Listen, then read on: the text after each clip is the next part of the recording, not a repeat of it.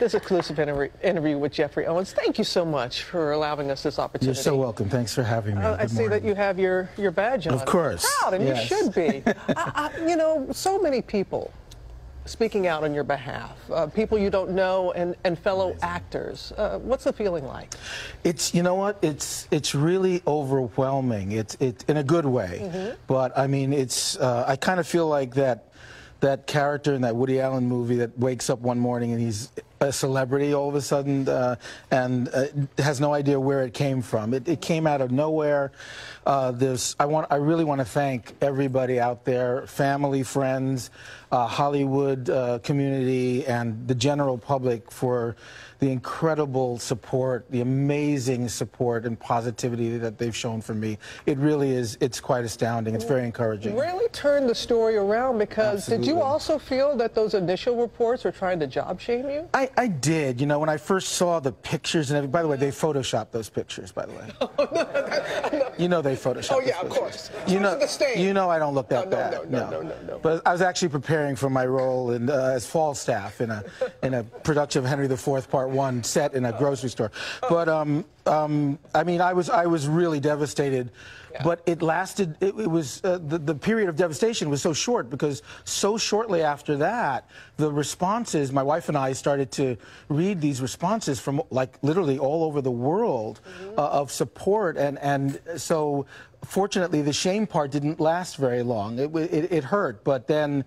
It's amazing. So. Well, you know why, Geoffrey? Because people, you know, just like us, you got to make ends meet. You got to do whatever you need to do for your family. Is that what you were doing? Exactly. I mean, I got to a point where, you know, I've been teaching acting, directing for 30+ years, but you know, got to a point where, you know, it just didn't add up enough, you know, and you got to do what you got to do. I wanted a job that I could have some flexibility, try to stay in the business.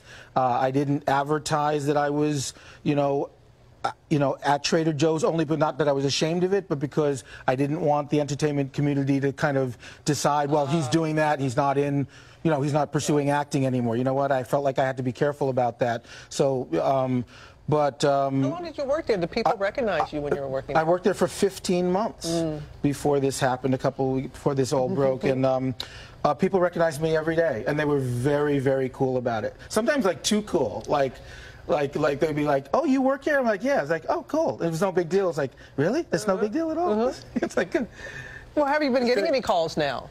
Acting jobs? You know what? I mean, not really. I mean, there have been like some hints, interest and stuff. And you know what? Honestly, I mean, I know this might sound weird, and I wouldn't feel comfortable getting acting jobs from this event.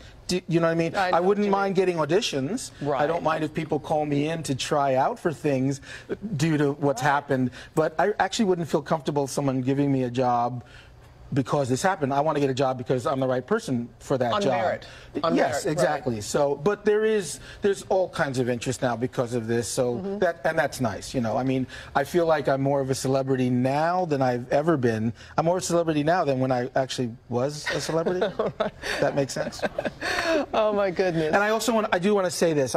You know, this business of my being the Cosby guy who got shamed for working at Trader Joe's, that's going to pass. You know, that's going to, you know, in some measure of time, that's going to pass away. But I hope what doesn't pass is this idea that people are now thinking, this rethinking about what it means to work.